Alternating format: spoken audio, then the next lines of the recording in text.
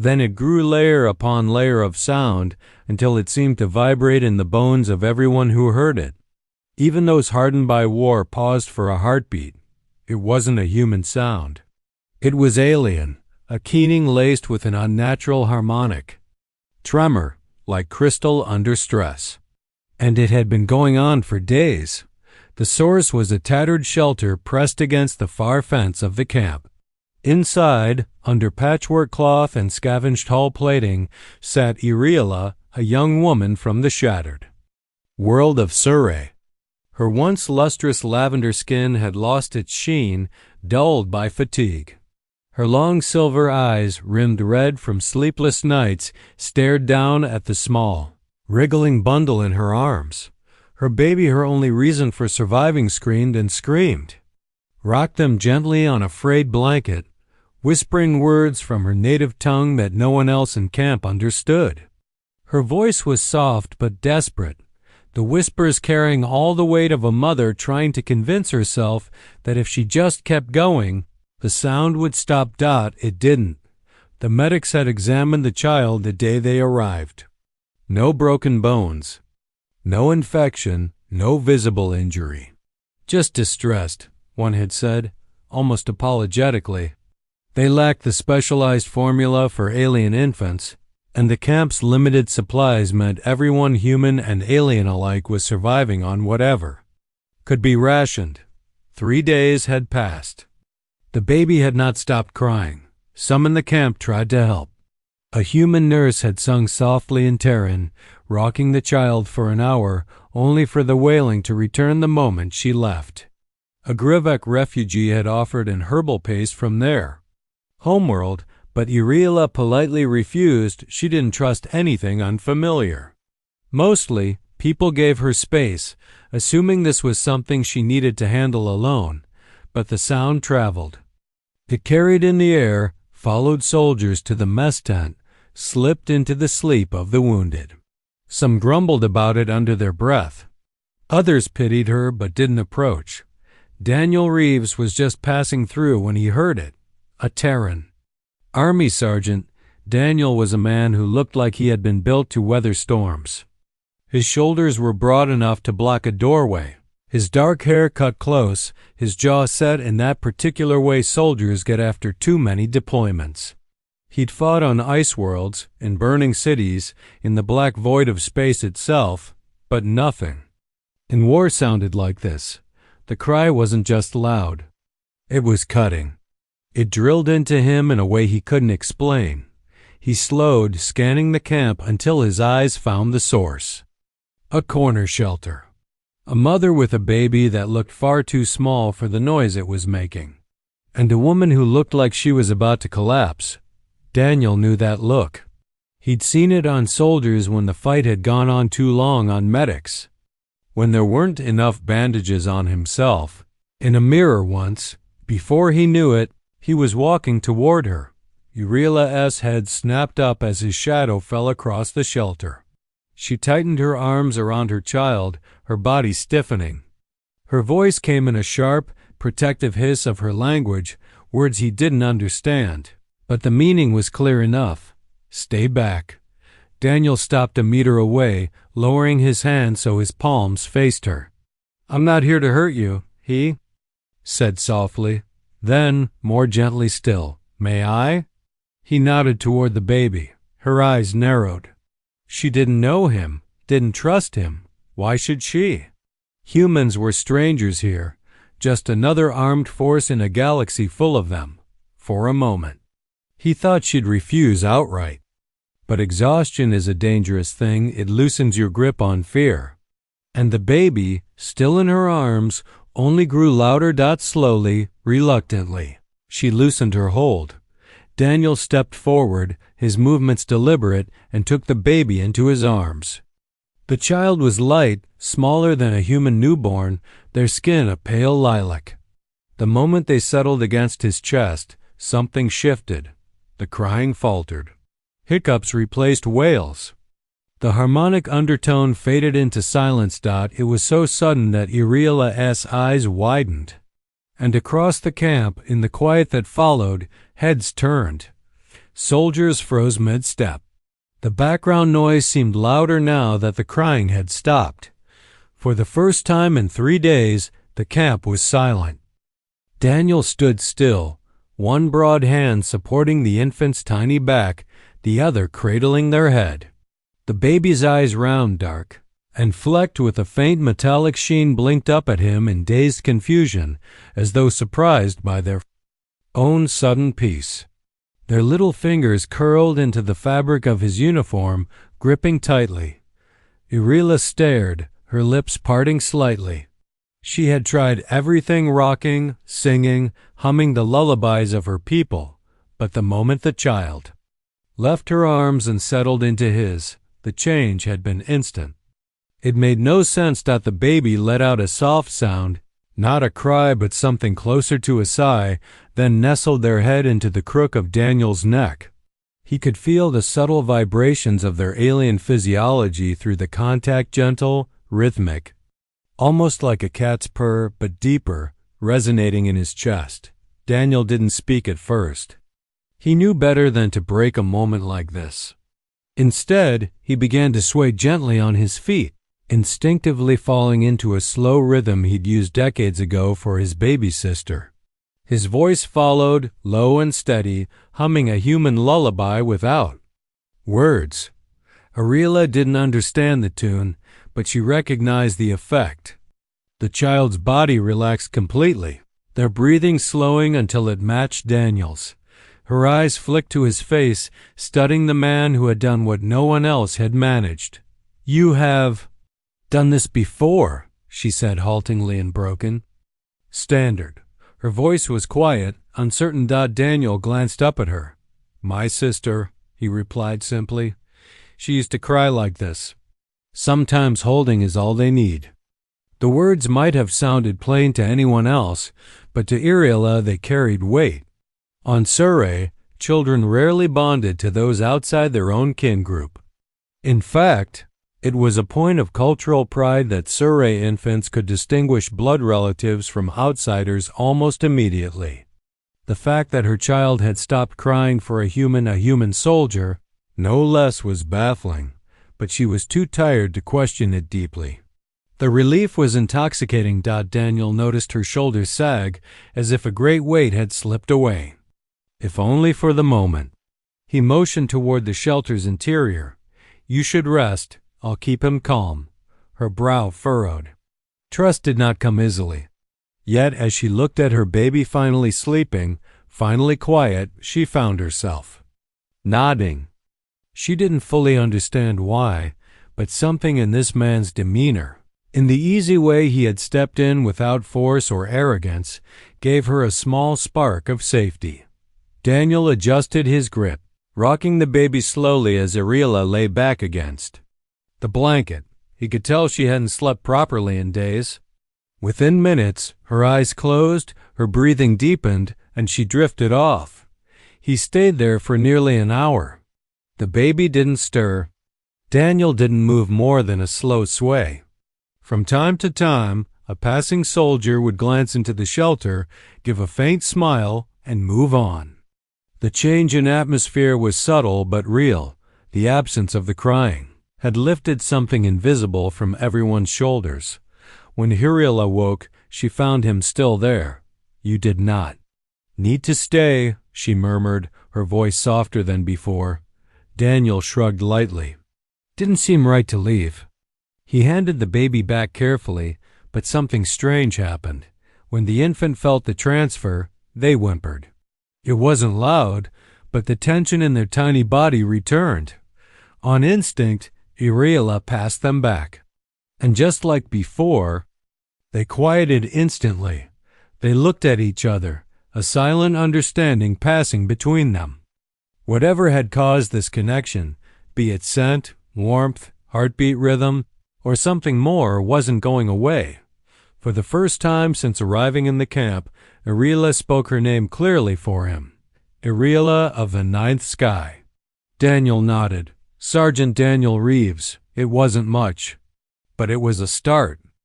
Rumors had a way of spreading quickly in a camp, especially when boredom mixed with tension. By breakfast, soldiers were already murmuring about the sergeant who could make the alien baby stop crying. Some said it was just coincidence. Others swore it was some strange human trick. A few laughed it off, but most were quietly impressed. Daniel wasn't looking for attention. After his night shift, he'd simply stopped by Earthlings' shelter to check on them. He found her half awake, the baby fussing in her arms.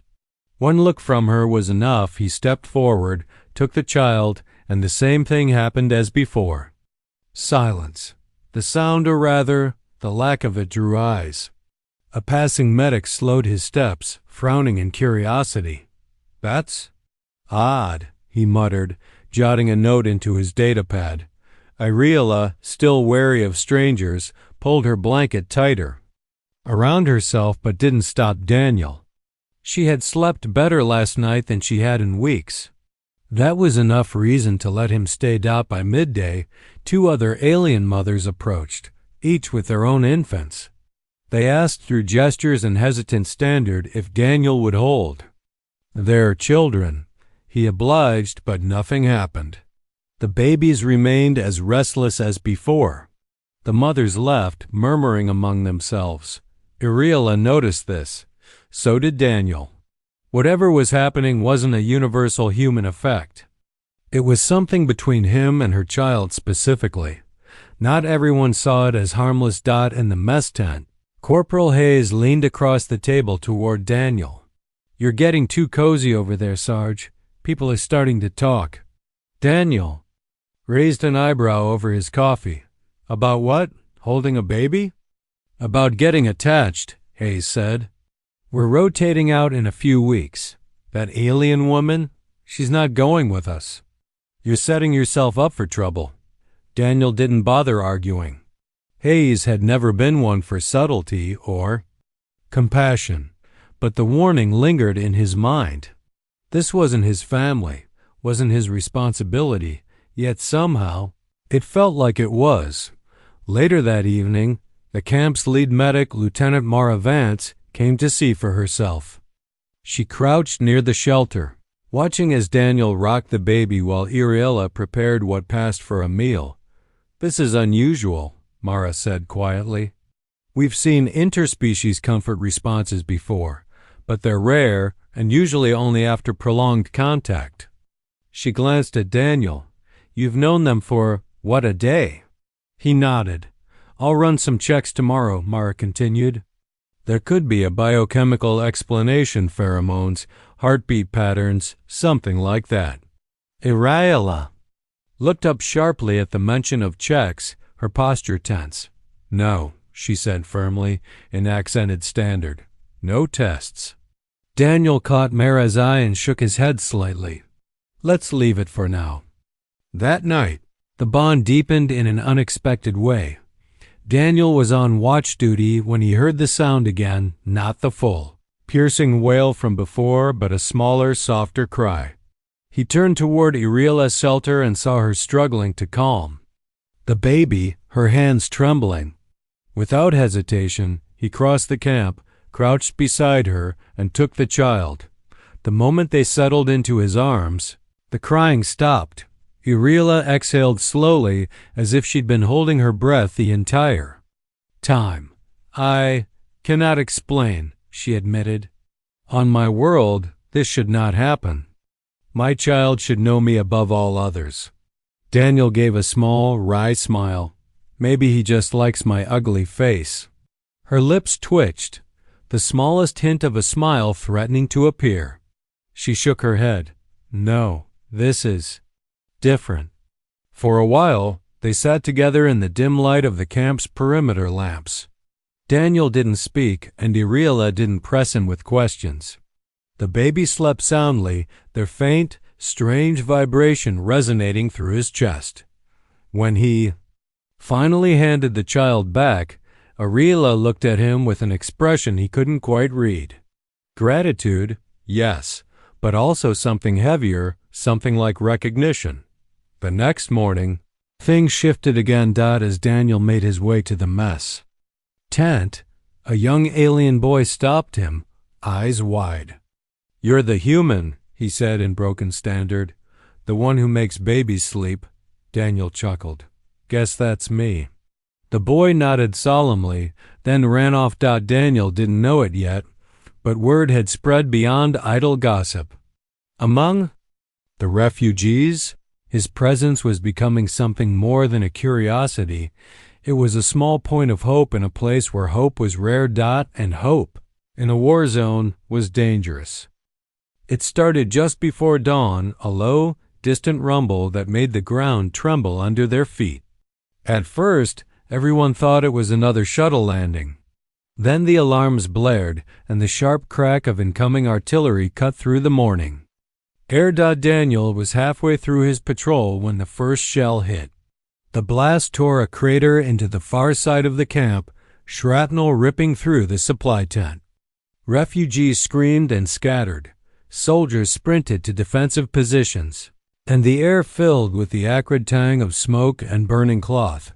His first thought wasn't for the perimeter. It was for the far corner of the camp. He ran when he reached Earthlings sea shelter. The roof had partially collapsed from the shock wave, the thin plating bent inward. She was crouched low, shielding her baby with her own body. Dust clung to her hair, and her eyes were wild with fear. "Come on," Daniel barked, dropping to one knee beside her. Without asking, he scooped the baby into his arms. The instant contact silenced the child's terrified wails, just as before. Earthlings blinked in disbelief but didn't argue.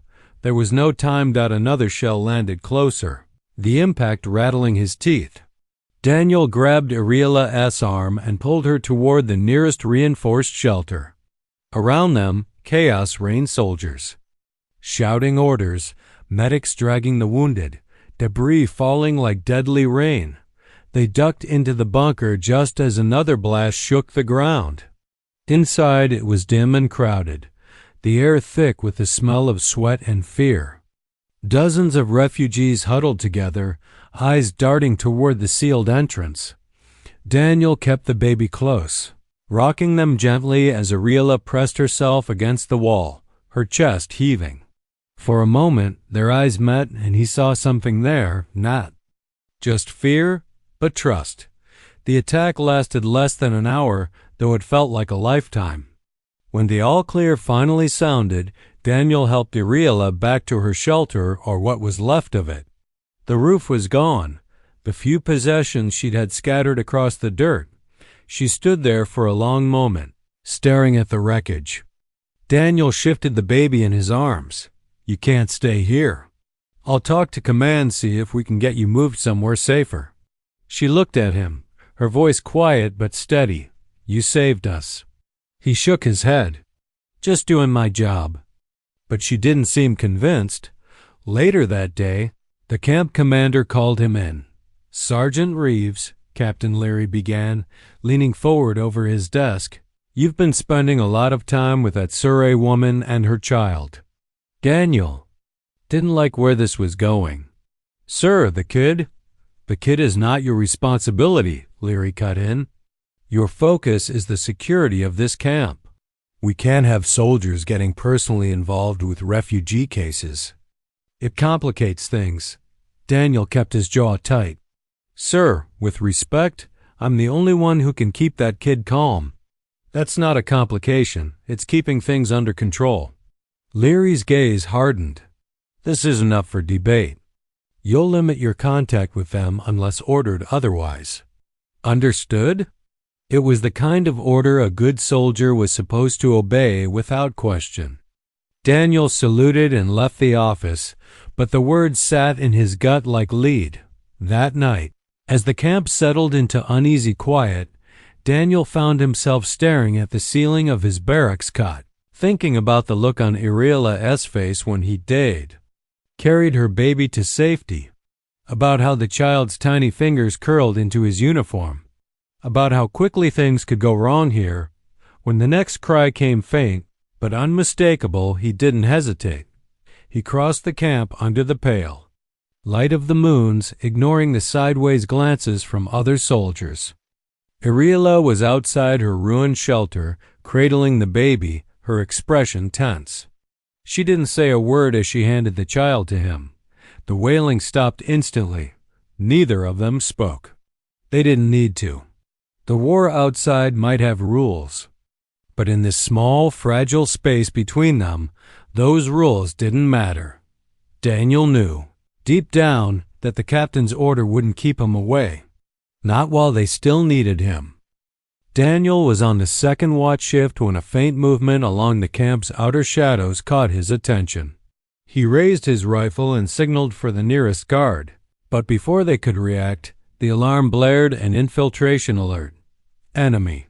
Scouts, probably survivors from the faction that had shelled them earlier, had slipped past the perimeter. Their target wasn't supplies or weapons. It was the refugees. The camp erupted into motion. Soldiers spread out in teams, sweeping through. The rows of shelters. Daniel's heart sank. Irila's shelter, still damaged from the last attack, was near the fence line. If the scouts had come for captives, that was one of the first places they'd hit. He didn't wait for orders. Sprinting across the camp, he caught sight of movement ahead, two figures in dark armor dragging someone from the shadows. The moonlight caught silver hair. Irela. Daniel didn't think. He closed the distance in seconds, slamming into the first scout with enough force to send them sprawling. The second turned, raising a blade, but Daniel's rifle butt caught them in the ribs. The fight was brief and brutal. 3 strikes. One solid kick and both scouts were down. Unconscious but breathing. Irela was shaking, clutching her baby to her chest. The infant's wails pierced the night, high and panicked. Without hesitation, Daniel reached for the child. The change was instant. The cries faded to hiccups, then to silence, as the baby buried their head against his chest. Irela's eyes glistened not from fear now, but from something else. More soldiers arrived, rounding up the attackers. One of them, Corporal Hayes, stared at Daniel. "The captain's not going to like you going off script again, Sarge." Daniel didn't care. "Tell the captain I was exactly where I needed to be." Back in the relative safety of the command tent, Captain Leary's expression was as cold as the night air outside. "You ignored a direct order, Sergeant." Daniel stood at attention, the baby still in his arms. "Sir, if I'd followed orders, they'd be dead." Leary's eyes flicked to Irela, standing silently nearby. "This is a military unit, not a babysitting service." Daniel's voice hardened. "With respect, sir, what I did wasn't babysitting. That child's connection to me isn't just coincidence, it's a tactical asset.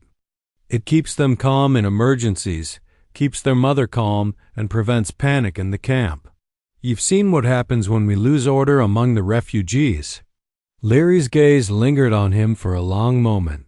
"You're not wrong. But you're also not off the hook. You'll be responsible for their safety from now on.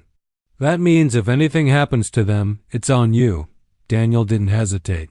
"Understood." From that day on, his unofficial role became official. He was still a soldier patrolling, standing watch, but wherever he went, Irela and her baby weren't far behind. At first, it was strange for the others to see a combat-hardened sergeant with a tiny alien child strapped to his chest in a sling, but soon it became a familiar sight. Something changed in the camp. Soldiers who had barely spoken to the refugees before now found excuses to help repair shelters, share extra rations, or sit and listen to stories. The sight of the child peaceful in the arms of a human was a reminder that this wasn't just a war zone. It was a place where lives were still being lived. For Irela, the change was deeper. Trust didn't come easily to her people, especially with humans. But Daniel's actions had cut through years of cultural instinct. She began speaking to him more, teaching him words from her language, asking about Earth. In return, he told her about his family, about the sister he'd helped raise, about the home he hadn't seen in years. One night, As the camp settled into the low hum of generator noise, Irila approached him while he sat by the fire, the baby asleep against his chest. "You are not of my blood," she said softly, "yet my child knows you as if you were." Daniel looked down at the small face nestled in his uniform, then back at her. "Doesn't take blood to be family." She studied him for a long moment, then gave the smallest nod. "Then you are. The war wasn't over. The camp wasn't. Safe forever." But from that night forward, there was an unspoken truth among the refugees and soldiers alike. As long as Sergeant Daniel Reeves was there, Irila and her child would not be alone.